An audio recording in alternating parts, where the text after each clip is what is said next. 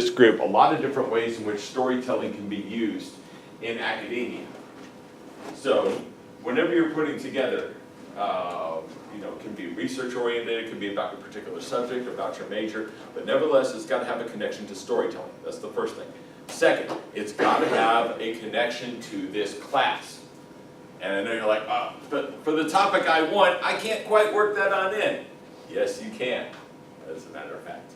I'm sure Alex is looking at me, he asked me about a paper topic. You were looking at whether or not people are allowed to go from collegiate play to professional play. Am I correct? Okay, you're like, well, how would that connect to storytelling? Well, certainly you would want to start off with stories or examples of people who wanted to go play profession, but they were told they had to go through college a certain number of years. Okay. Connection to this class, certainly critical thinking, myth busting, some of that can be there. People may not realize that you are not allowed to play some professional sports unless you go through this. And a little later we'll talk about individual opportunity. So read ahead. Some of y'all, if you're doing something on education, read ahead. Read the education section ahead. You'll have to anyway. May as well get it done before October or November. Incorporate it into your papers. Believe it or not, you may not know this, but for baseball you don't have to go play college. You could sign a minor league contract while you're in high school. When I was 9 years old, the guy was a high school phenom. He signed a contract, like as a high school player. Like within a week or two, he was actually pitching for the Oakland Athletics. True story. Like he was 18 years old on the mound. They didn't even get him to the minor leagues. They just like promoted him. They needed somebody right away. Interesting, huh? But in other sports, like they used to require, like when I was following basketball, you couldn't go, you couldn't sign professional unless you were like a junior or a senior. Sign the contract, after you're done playing. You couldn't leave. But a person who changed that was a Indiana point guard. I remember watching him in the NCAA tournament. His name was Isaiah Thomas. And he signed at a much younger age. There's even been a dispute about some players who were freshmen who wanted to jump straight into the NFL, and they became Supreme Court cases. Does that make sense? So then we can get at the issue of not only individual opportunity, but fairness, which is there for critiques of individual opportunity. Why is it that some athletes can be promoted and others cannot, based on what sport they play? Make sense? So if you think about it, you've got an American experience paper. For all of you, whatever your topic is, a couple of you sent me ideas. Whatever it is, remember, work in the American experience, work in this class. I grade all papers the same way. First, are you following directions? Second, can I understand your argument? Is it clear enough? Is it logical? Is it consistent? Can I follow it through? My job is not to agree or disagree with your point. I can't grade you on that. That would be like wrong. Not even like wrong, it would be wrong. So all I can do is I can grade you on the effectiveness of your argument. You'd be surprised. I think over the summer I had some people who they unintentionally contradicted themselves from sentence to sentence or paragraph to paragraph. So, think out your argument. Make sure it's clear and convincing. Can I follow it? Can a smart person not taking this class, can they follow what you're doing?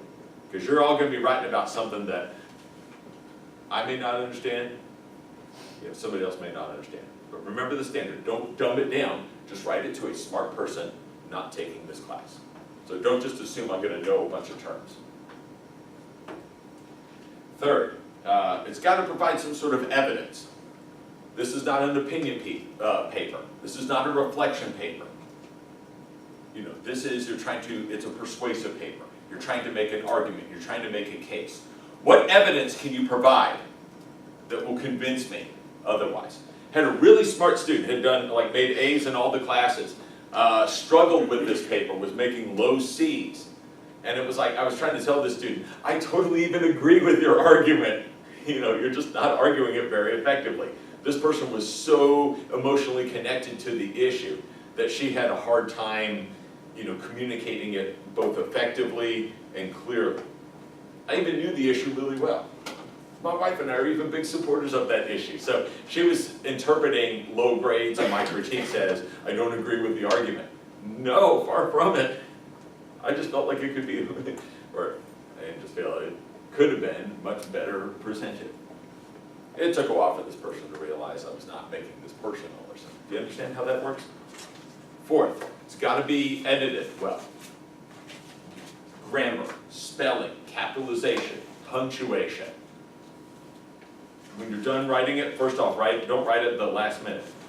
Get it done, let it sit for a little bit, go back with a red pen yourself, find any excuse that I would have to give you a lower grade and catch it first. Trust me, I know. It was like, well, I'm not an English major. I've heard this, believe it or not, from American experience classes. I'm not an English major, why are you treating me like one? Well, everyone assumes that if you go to college, that you've had some English courses and that you know how to write if you've completed college. If you can't do that, then you've kind of undermined your degree somewhat. So you have to be able to write effectively. Yeah, some professors can't write well. That was one of my jobs at Florida State University, was I was working for the Mag Lab and I was helping, some were from other countries, but I was helping scientists with editing their grant proposals and stuff. Yeah, even they could use some refresher. But I'm a physics major, I don't need to know how to write. Yes, you do. When you make careless mistakes, people just assume you have a less effective argument. They won't trust the arguments you're putting forth. They'll think you didn't put in enough research, or that you don't know what you're talking about. Don't give them any excuse. Finally, you need to be able to cite. In-text citations. Oversight, don't undercite. Seriously, it is better, it is not a bad thing to have a number of in-text citations in a paper. It shows you've done your research. Make sure you do those. Err on the side of caution. Double quotes, the example I give since I'm from Texas, double quotes are like barbed wire. You ever see barbed wire? Anybody? Or is that a Texas thing? It looks like almost two quotes going in different directions, right? They're just kind of, and those are supposed to be boundaries. The boundary between your great quote that you found and the research that you want to put together, outside of those boundaries, it's your own words. Yes, you will be held accountable if you take other people's words, especially in my field, politics. People's political careers have been ruined. 2 presidential candidates were undone, who were expected to be frontrunners. 2 presidential candidates, at least this cycle, were undone by plagiarism. They may not have personally done it, it may be somebody on their staff. Oh yeah, I forgot, what's it, Donald Trump's wife, got in trouble lifting. These people may not have been doing it, but whoever was working under them, I can tell you will never work again in Washington, D.C., if not anywhere else. A promising Democrat Senate candidate plagiarized his master's thesis. He's supposed to be the senator sitting in office. He's not there at all. He's not even lieutenant governor anymore. Resigned in disgrace. Some people say, oh, Joe Biden plagiarized. Yeah, that was back in like the early 80s, and he was in the wilderness for like 20 years before somebody just rediscovered him. So yeah, you are held accountable. 5 things. They're in every class of mine, every rubric that I put together.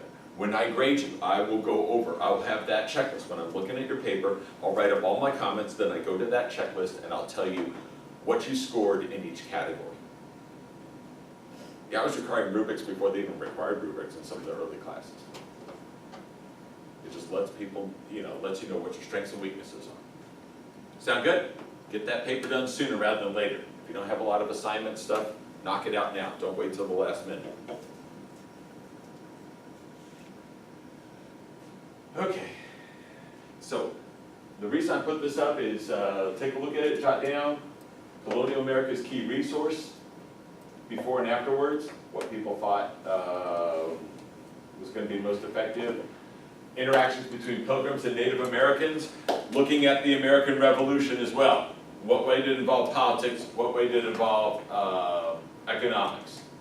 If you miss them or something like that for class, let other people know. I provide internet links for all of them, not only in Connect, but on the slides. Ready to go? What y'all think, by the way, for the first part? Kind of interesting? Were y'all surprised you didn't like Donald Trump? Sure. Go ahead. I've finished the video at work. Oh, you did? Didn't have anything going on, so I finished watching it. Oh, okay. Hey, you get to work on your theory and your argument, like for your double cancel. Yeah, this is about, I've only one time ever used this in a course, so y'all are my guinea pigs. Buddy from everywhere. Rolling the dice, coming together to create 13 colonies. From Jamestown, agriculture spreads across the South. Dirt farms transform into sprawling plantations. Irish, Germans, and Swedes push back the frontier. The Dutch bring commerce to a small island in the mouth of the Hudson River. Can y'all hear, bud? Time will be named New York. The colonists are 2 inches taller and far healthier than those they left behind in Europe. The Puritans average 8 children, and they are twice as likely to survive to adulthood. They are 20% richer and pay only a quarter of the taxes of those in England. Many still think of themselves as British, but each generation grows further from its roots. Nowhere more so than Boston. May 9th, 1768. 7 generations after John Rolfe's first tobacco harvest, the British want a bigger piece of the action.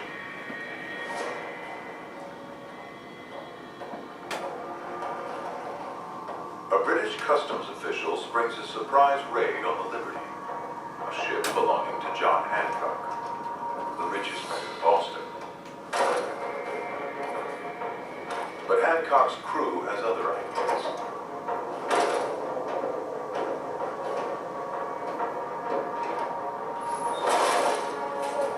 They're carrying 100 casks of imported wine and don't want to pay duty. It's a radical act of rebellion against taxes imposed by a king 3,000 miles away. Duties, custom duties, tariffs are all taxes on They're trade. just common smugglers. Smuggling means you're not paying This no small taxes. skirmish changes everything. The British seize Hancock's ship, triggering riots that sweep through Boston. We didn't want to pay taxes to a king and to a parliament where we didn't have a voice and we didn't have any representation. We have a natural resentment toward government, which was how we were born. The king sends 4,000 redcoats to Boston to enforce his laws. Boston was a city of commerce, culture, civilization, and revolution unfolding right before the eyes of the colonists and the eyes of the British. Just to let you know, the reason that the British wanted to impose much higher taxes, does anybody know why in the 1760s they wanted to jack up the taxes? Yeah, to pay off a very costly war. Anybody know what war it is? It goes by 2 names, but Was it the War of 1812? not quite. With the Go ahead. French French and Indian War, which is known worldwide as the 7 Years' War. It is actually what it should be known as World War I, because it was the first global war that was fought on multiple continents. It was fought in North America. It was fought over in India, because Britain and France both had colonies. So it's the French and other India War.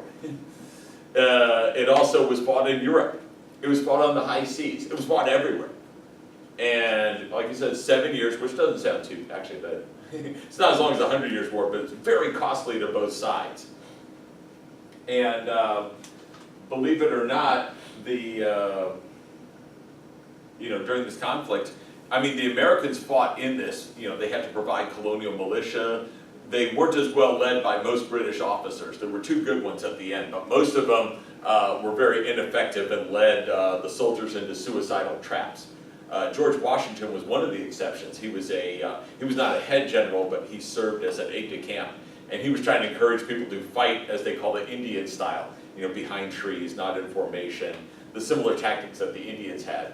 The British officers instead made people march into pretty much ambushes, wearing bright red coats. So the British lost most of the battles. They finally won the last 2 big ones. But it's kind of like you were losing. It's kind of like a Florida State-Mississippi game. where, you know, Mississippi was dominating and Florida State got much better at the end, but had a disastrous first half. It was very costly. There was some resentment in America because they'd been so poorly led. But you still had most of the Indian tribes. They'd moved a little bit, but they were still on the frontier. They were still raiding settlements. And the British wanted, you know, basically the colonies to pay a disproportionate share of the taxes. Why was this a problem for the United States? They didn't get a say in it. Did not get a say in it. What do you mean by that?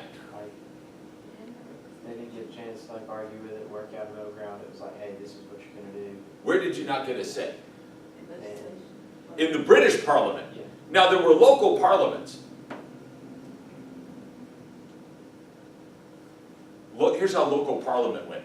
You had a governor general who was appointed by the king, an upper house, kind of like our Senate, appointed by the governor general, and then a lower house which was elected by the colonists. So you're outvoted 2-1.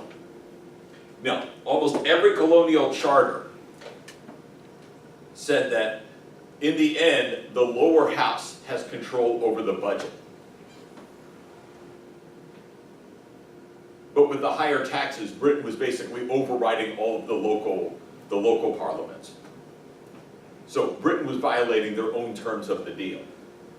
I say this because quite often you'll hear in revisionist history that Americans were ungrateful people. They paid much less taxes than the average British subjects. But part of the deal in the colonial charter was the colonists would control. Now they paid less to Britain than the British charter. They of course paid local taxes for their own colonies. But what was happening is Britain said, you're paying more national taxes. But the deal was the lower house has the final say. Britain overrode those. So they violated their own terms of the deal. I'm just saying, I know you're going to say, Dr. Turris, you sound like a Tea Party person. Well, on this issue, I mean, that's kind of what happened. So, just wanted to say that clear, because over and over I'd heard people say, well, I heard that the colonists were ungrateful, that they had to pay more taxes, and they should have been paying their fair share. Well, first off, they were violating the terms of the deal, and secondly, they were being told, you have to pay for the whole French and Indian War, which was fought on many different colonies. You know, Britain and France started it, you know, Americans had to bear the brunt of it. Of course, you know, they were British subjects, of course, but anyway.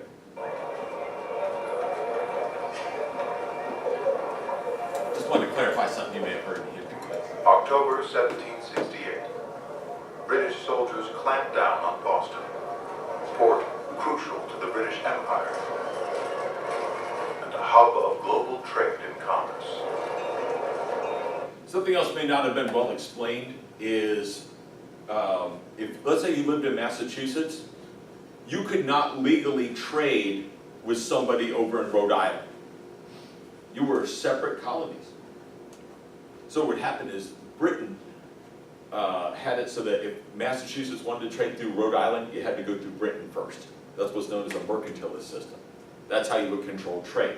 We had 13 colonies. We didn't have one American colony. So that meant anytime you wanted to do business, even with your neighboring states or your neighboring colonies, you had to go through Britain. And when you go through Britain, what do you expect happen? What happens when you go through the middleman? They ripped off Ohio first. Yeah, you got to pay to go through them. That's how the British built a giant empire. That's how this tiny little island controlled or had the biggest land holdings in the world. Anytime they controlled colonies, and then anyone wanted to trade, you'd have to go through Britain. That's how you dominate the world. But I'm talking about like even Massachusetts trading with New Hampshire, bordering states. Going over the border and selling something is akin to going to another state today and not paying sales taxes. Like let's say I had my brother-in-law, he and my sister were selling jewelry. They went over to Arizona and they sold a bunch of things, but they didn't pay state sales taxes, so they got in trouble with the government of Arizona. That's how it goes. In this case, if you weren't paying Britain their share, then you got in trouble. If you wanted rum from Jamaica, you have to go through Britain. If you wanted tea from China, you had to go through Britain, especially if it came from British colony. I mean, if other countries you wanted to trade with other countries, not even colonies, you had to go through Britain. And tariffs were #1 way that Britain built their income. Y'all understand now how it works? Now, Britain tried to be sneaky. Anybody remember a very famous tax that you had to pay? Go ahead. Go ahead. Say it. It's on the tip of my tongue, I can't think of it. Go ahead. What did you say? So the one about tea? Okay, not yet. Not yet there. Go ahead. Anybody have? I'll give you a hint. It's not called tax. A Stamp Act. Yeah, there we go. You ever heard about that? The Stamp Act? Yeah, see, Britain thought they would be pretty creative. How does the Stamp Act work? Tax on all types of paper. Yeah, anything that was like a paper product, like playing cards, pamphlets, documents, anything that was paper, had to have a stamp from the royal government. And of course, you had to pay for that stamp. Anybody here pay the birthday tax?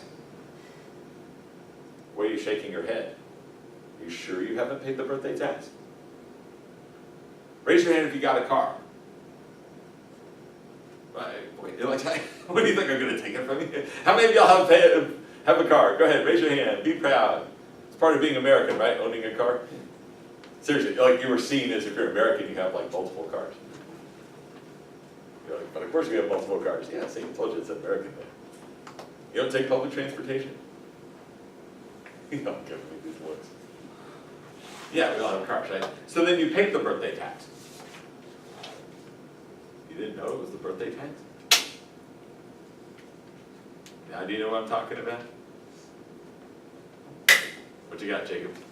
Every year on your birthday, you have a tax on your card. Yeah, your car tag. Well, they don't call it a tax, but, oh, look, you know, like my birthday was September 3rd, so I got my car tag in the mail.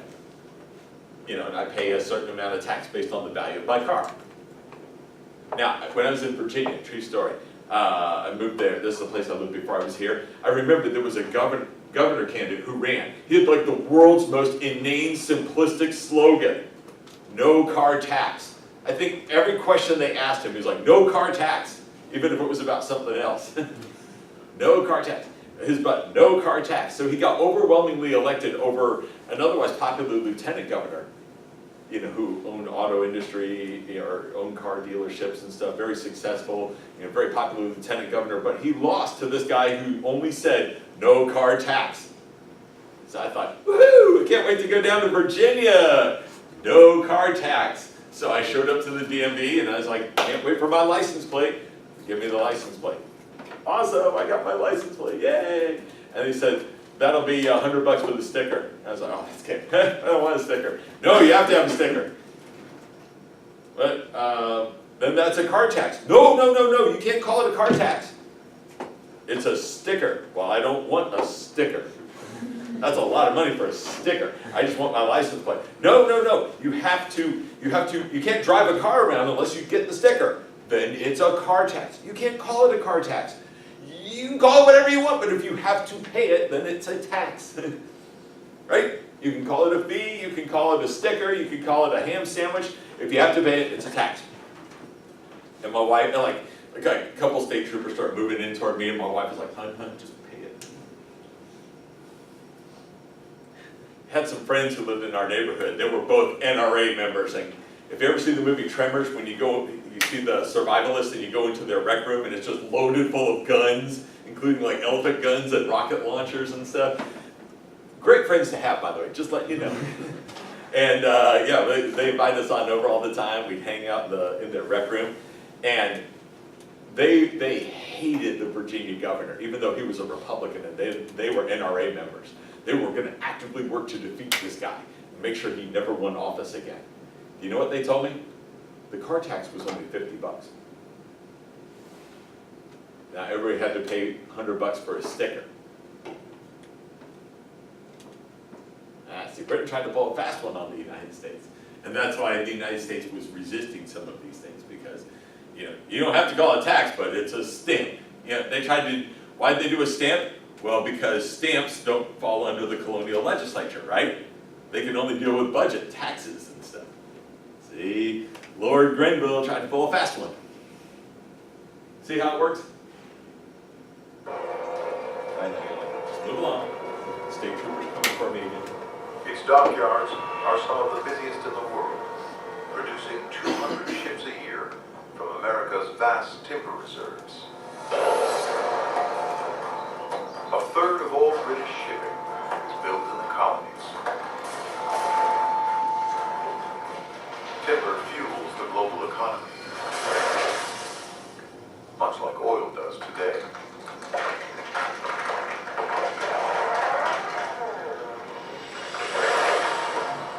Across New England, marks identify the tallest, strongest trees selected by the Crown for British ships. England has lost most of its forests. It wants American wood. American strength, or Britain's strength is in their navy, so we kept thinking, hey, they need us more than we need There's them. one redcoat for every 4 citizens. It's a city under occupation. Everyone kept refusing to Paul pay Revere taxes. is a silversmith and one of Boston's prominent businessmen. An unlikely subversive. They formed and marched with insolent parade. Drums beating, fifes playing, and colors flying. Each soldier having received 16 rounds of powder and ball. He is an upper middle class figure, someone who has risen through his own efforts, his own talent. He represents what we have created on our own with very little help from our cousins across the Atlantic. But when revolution comes to North America, Revere will be at the center of it.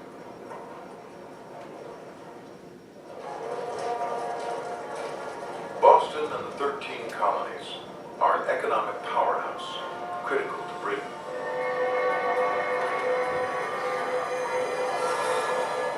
Nearly 40% of everything exported from Britain makes its way to America. The fishing fleet ships thousands of tons of salted cod to the Caribbean. Returns with sugar and molasses, raw material for rum. Taxed by the British after every exchange. In Africa, rum is the currency used to purchase the most profitable cargo of all.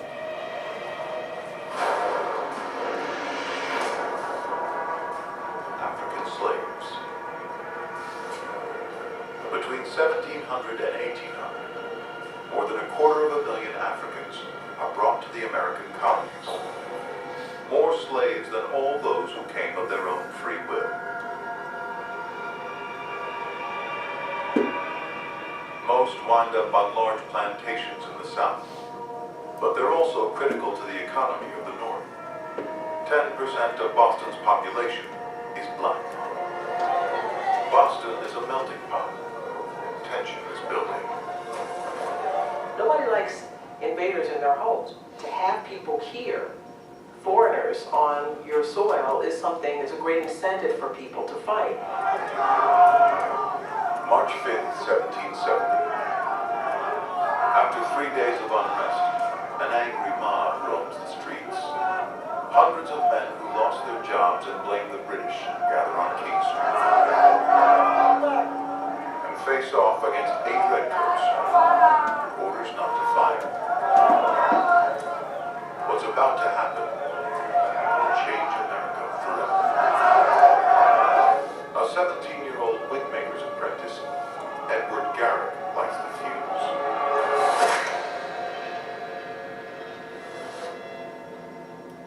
This is how wars start.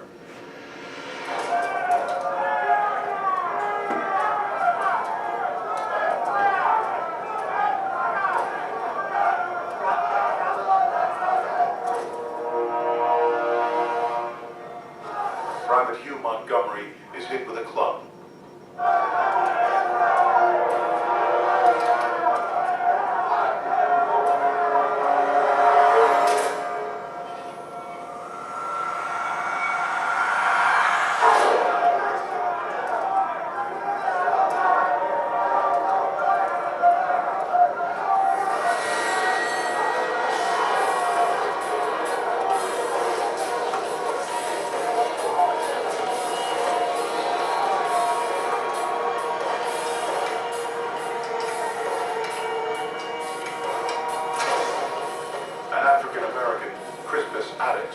dies instantly.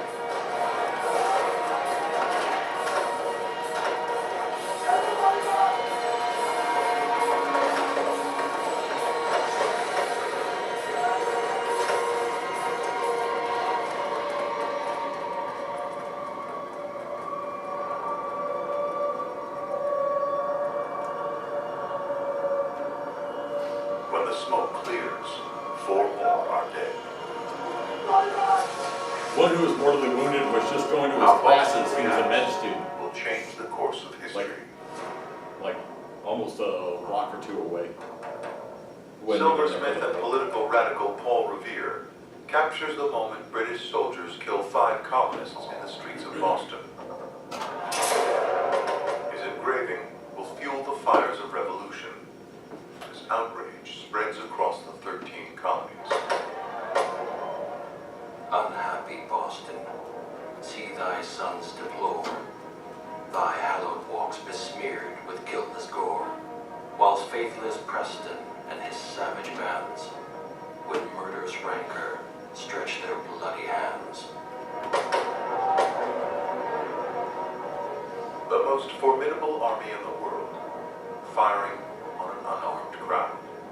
An explosive image with a title that says it all. The Bloody Massacre. There was the old joke, you give me a picture, I'll give you war. Those who wanted to stir things up and to make a statement and maybe even lead a revolution, it made them able to rally others to their side. News spreads fast. The colonists are avid readers, a legacy from the first Bible-reading Puritans in Plymouth. Boston has the first weekly newspaper.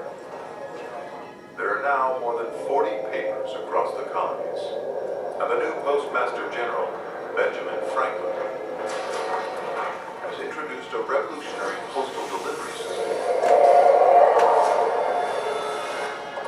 Typewriters cut the delivery time in half. Most people heard of the Pony Express, but nobody heard of this. It was lasted longer and was more effective. One of the best in the world. The British have no idea. They hope the news can be contained.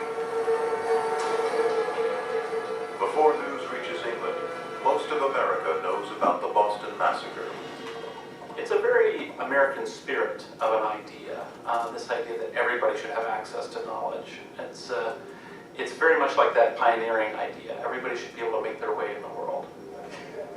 A printer in Connecticut can read the exact same story as a farmer in North Carolina. December 1773. The Boston Gazette breaks another story that will fan the flames of rebellion. The rising tide of anger and resentment forces England's hand. They repeal all taxes, except one, on tea. Do y'all know why they had a tax on tea? In one of the most famous acts of resistance, Anybody know? Nobody? Well, the ones who would consume tea, to which like it seemed like a lot of life revolved around, were tea parties and women. The thinking was that women would stop the rebellion because if you put high taxes on tea or so, this would sort of get the colonists to agree to bring those other taxes back as long as you exchanged it for tea, because, you know, the thinking was that women could not live without their tea. And this was a miscalculation. You know, women did not say to the revolutionaries, you got to stop doing this so we can have our tea untaxed. And this is where America became, or started becoming, a nation of coffee drinkers.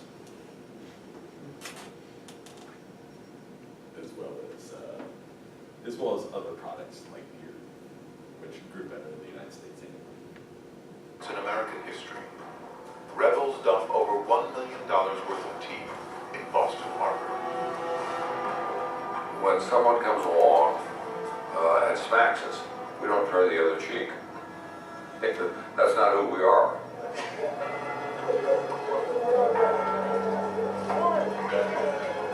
The British respond by shutting down Boston Harbor.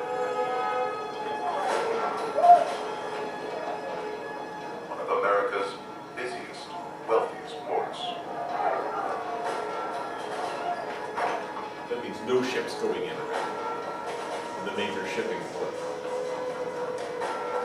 Come on. Hundreds lose their jobs. Come on. The British mean to strangle any resistance from the rebellious colony of Massachusetts.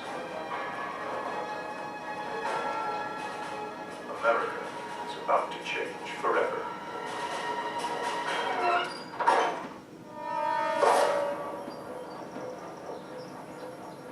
Tensions escalate far beyond Boston. Settlers are pushing west. Many have their eyes set on new land west of the Appalachians. But to protect Native American lands, England has banned settlements along a boundary called the Proclamation Line. Not all Indians supported the French, many supported the English, and the reward was that the Iroquois Confederacy would be able to keep their land. September 5th, 1774. Colonists wanted to move into that land too. Places like Incensed Kentucky, at the British Ohio, actions, Indiana. 56 delegates from across the colonies gathered at the First Continental Congress in Philadelphia. It's the first step on the road to American democracy. Among them are John Adams, Patrick Henry, and a gentleman landowner from Virginia named George Washington. At a time when our lordly masters in Great Britain will be satisfied with nothing less than the deprivation of American freedom, it seems highly necessary that something should be done to maintain liberty. Across New England, people prepare to defend themselves. Smuggled arms are collected and stashed in secret hideaways. You were allowed to But own while guns. many expect conflict, most delegates in Philadelphia want peace with Britain. A military action would make a wound never be healed. They were nervous about stockpiling weapons and having large stores of One ammunition. colony, they regarded as an attack on all.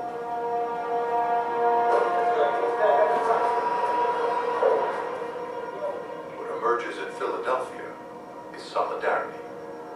The distinctions between Virginians, Pennsylvanians, New Englanders, and New Yorkers are no more. I'm not a Virginian. I'm an American. The future of the 13 American colonies hangs in the balance.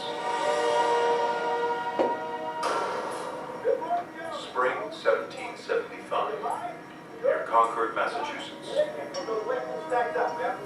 Local gunsmith Isaac Davis puts the town militia through basic training.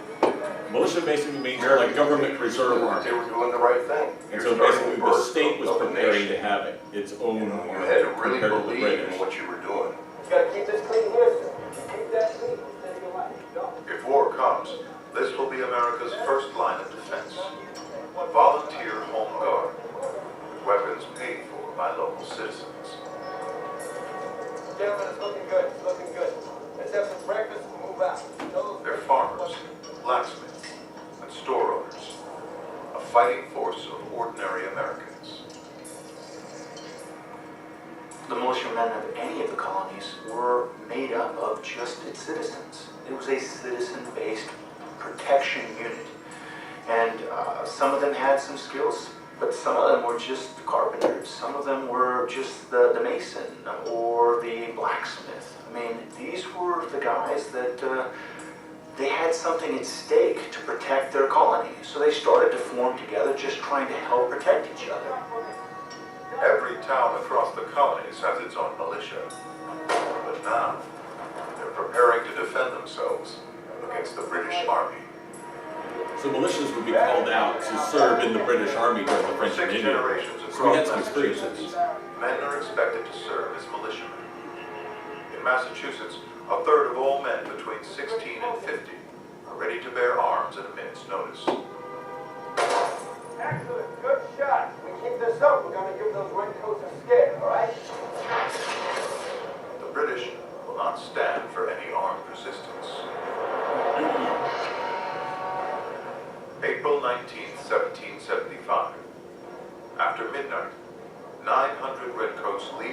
barracks in Boston for Lexington and Carmel, about 20 miles away. Their orders: arrest the rebel leaders and seize their weapons. You know who they were arresting? News of the British attack also reaches Paul Revere. His midnight ride alert local militias. Local brewmaster Sam Adams and John Revere Hancock, rides local ahead of tobacco. British troops. businessman. Warning spreads from town to town across the New England countryside.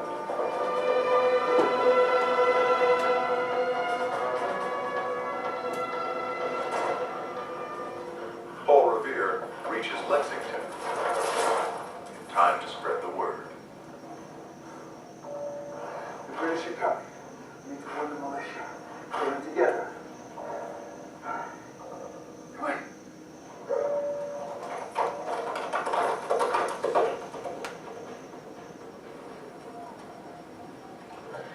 By 5 in the morning, 60 militiamen line up.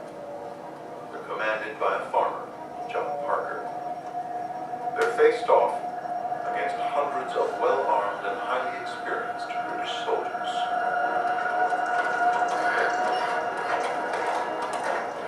What happens next will transform the world forever. Sunrise, April 19th, 1775. On one side, 60 men, poorly armed and barely trained. On the other, hundreds of the most powerful army in the world. Some of them did serve in the colonial militia in French and Indian War on the American side. Versus an army that in the past 20 years has fought on 5 continents and defeated everything in its path. They weren't as inexperienced as this video is. You know, some of the younger ones certainly didn't fight in it. For nothing less than freedom It took itself. place in the 1750s, 1760s. These guys were revolutionaries, they were scallywags, they were rebels, some of them were gentlemen farmers, some of them were overeducated, some of them were undereducated. It really was the birth of a nation. The Lexington militia gathers on the village common, dairy farmers and shopkeepers. But also among them are free African Americans and slaves. It is a unique experience that African Americans have had in the military in America. African Americans fought for the country before it was a country. African Americans, like Prince Estabrook. You give me training, you give me a weapon, and I can perform as well as you can, then there is no power on earth that's going to hold me down forever. Stand your ground. Don't fire unless fired upon. But if you need to have war, let it begin here. Captain John Parker once fought on the side of the British. A quarter of the men standing at his side are related to him.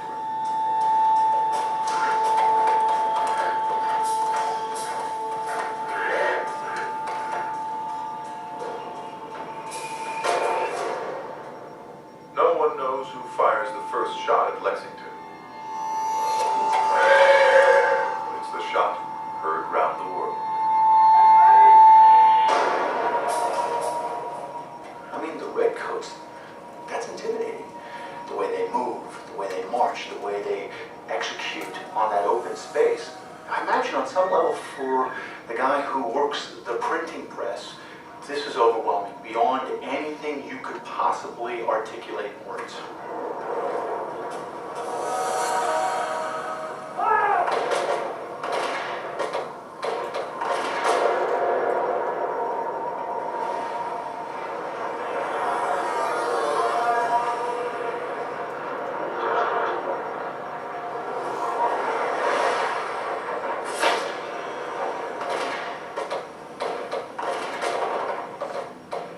Prince Estabrook is hit in the first volley. No army in the world can stand toe-to-toe with the British, let alone a ragtag militia. The Battle of Plains of Abraham up by Quebec.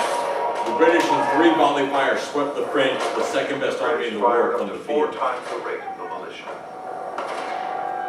When they all fired as one, it was deafening. It was shock and awe. So even if you weren't killed by one of the many bullets flying at you while the others behind them were reloading, you were deafened and you were terrified.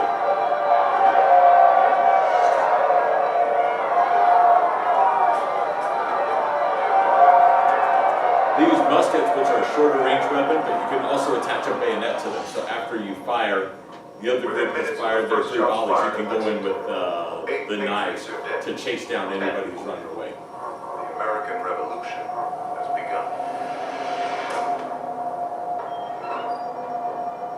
The Redcoats reach Concord at 9 in the morning. Acting on a tip-off from colonists loyal to the Crown, they raid the militia's arms stash. The rebels have got there first, hiding almost everything. We had a super awesome spy network. And the British had an early version of a cybersecurity league. Several of them.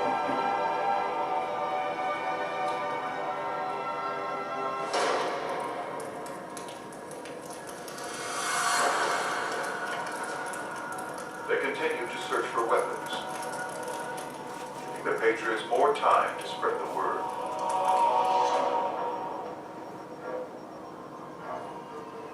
This was their mistake. They militia figured, gathers just we're in the neighborhood, outside may as well town keep Concord. looking. But what they didn't expect was the whole countryside to show up. By late morning, more than 1,000 have arrived from the surrounding villages. They didn't bring in a big division, or they brought in a relatively small raiding party, much bigger than 60 militia. Their plan to defend their towns against the British. And most of the colonists, when you were hunting, you had what? Any gun enthusiast know what the hunting weapon was used by the colonists? No gun enthusiasts? The British soldiers Fearless. left their barracks 15 hours ago. Now, Well, rifles. they face a Rifles can 20-mile shoot a march heck back of a to lot Boston. further away than a musket can. It takes forever to reload, but if you've got hundreds of people showing up with rifles, that doesn't matter as much. You can shoot somebody from several football fields away. Muskets are only good at 30 to at most 50 yards. This is going to cause a problem. Shattered lives. An occupied city. Blood in the streets of Boston. And now Lexington. See, I mean, you know, the colonists showing up there, they can't take 3 volleys. You'd be killed before you reloaded. The fight against tyranny. But with a bunch of people and shooting from behind fences and walls and trees, and you're several times, you can fire more accurately several times. Muskets are easier to reload. You just drop a little ball into the musket, but it can go out any old way. A rifle is like an Aaron Rodgers pass. It's a spiral. It takes forever to tamp it down, but when you shoot it, you're going to hit something. I actually got to fire one of those times when I was in Scouts. I didn't hit the target, but I hit a stump. Near the target, so it was a lot easier than I thought it would be. The Patriots seize the upper hand and intend to make the British soldiers pay.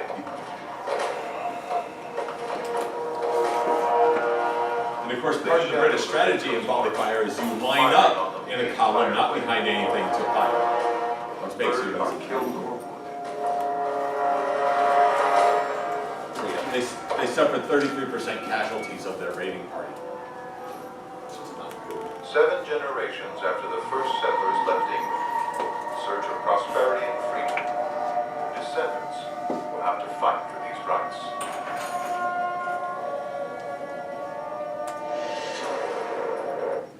Okay, remember we got a speaker on, guest speaker on Friday. Read over the section on Declaration of Independence and Madison. We've got guest speaker on Thursday, 11:15, Dixon Assembly Room. Constitution 2016 election. Especially writing anything vaguely smacking of politics, you might want to be there, not only to listen, but to ask a couple questions. See you Friday.